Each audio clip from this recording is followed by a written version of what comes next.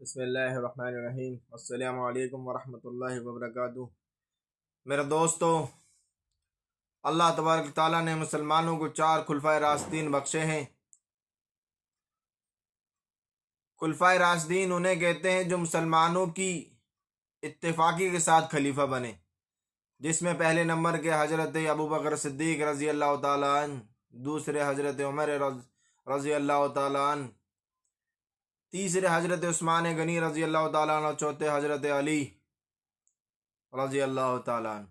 تو تیسرے نمبر کے خلیفہ حضرت عثمان رضی اللہ تعالیٰ عنہ بڑے غنی بھی تھے اور بڑے سخی بھی تھے اور بڑے حیادار تھے۔ آپ صلی اللہ تعالیٰ علیہ وسلم نے آپ کو اپنی 2 بیٹیاں نکاح میں دی تھیں۔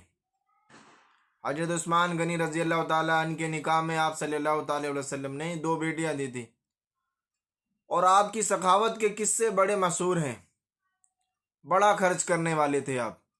اللہ نے جس طرح سے انہیں دیا تھا اس طرح سے وہ ہاتھ کھول کے خرچ کرتے تھے۔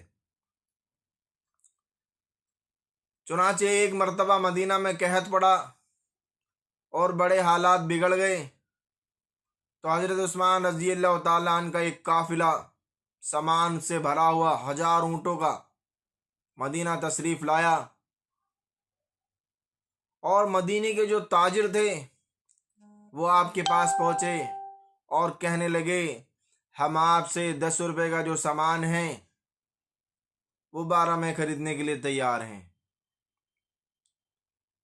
جو 10 روپے کا سامان ہے وہ 12 روپے میں خریدنے کے لیے تیار ہیں۔ تو حضرت عثمان رضی اللہ تعالیٰ نے کہا، مجھے زیادہ قیمت لگ گئی ہے، میرے سامان کی زیادہ قیمت لگ گئی ہے۔ تو ان لوگوں نے کہا، چلو ہم آپ کو 10 کے 14 روپے دینے کے لیے تیار ہیں۔ تو حضرت عثمان نے کہا، مجھے اور زیادہ قیمت لگ گئی ہے، مجھے اور زیادہ قیمت لگ گئی ہے۔ تو ان تاجروں نے کہا کہ ہم 10 کے 15 دینے کے لیے تیار ہیں۔ تو انہوں نے کہا، مجھے اور زیادہ قیمت لگ گئی ہے، میری سامان کی اور زیادہ قیمت لگ چکی ہے۔ تو جو تاجر لوگ تھے وہ کہنے لگے کہ تمام مدینے کے تاجر تو یہاں موجود ہے، آپ کی قیمت کس نے لگا دی سامان کی، وہ بھی زیادہ؟ تمام مدینے کے تاجر تو یہاں موجود ہیں، آپ کے سامان کی زیادہ قیمت کس نے لگا دی؟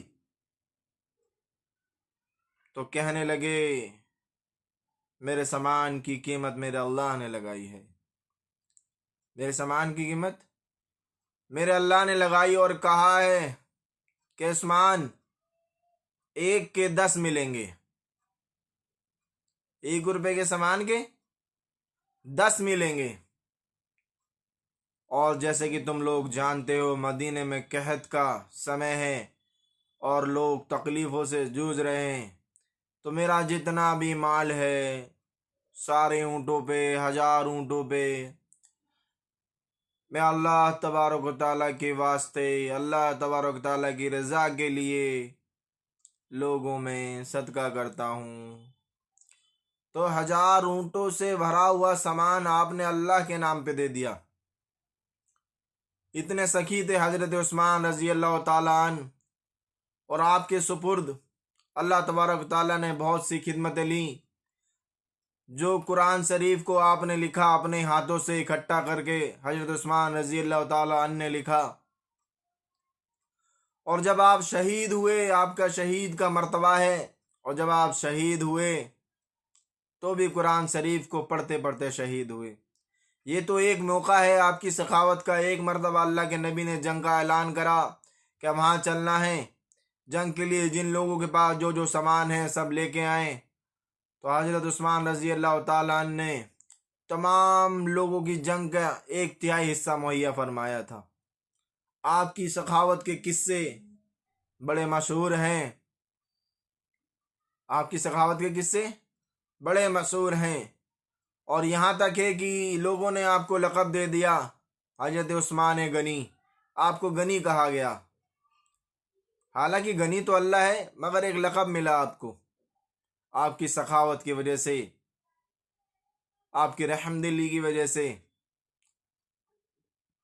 اور اللہ کے نبی نے فرمایا جس کا مفہوم ہے سخاوت جو ہے وہ جنت کا ایک پیڑ ہے جس کی ٹہنیاں دنیا میں ہیں۔ جس نے سخاوت کو پکڑا اس نے گویا اس سخاوت کے پیڑ کی ٹہنیوں کو پکڑ لیا، اس ٹہنیوں کو پکڑ کے وہ جنت میں چلا گیا۔ اور بخل اور کنجوسی دوزخ کا ایک پیڑ ہے جس کی شاخیں دنیا کے اندر ہے، جس نے اسے پکڑا وہ دوزخ میں چلا گیا۔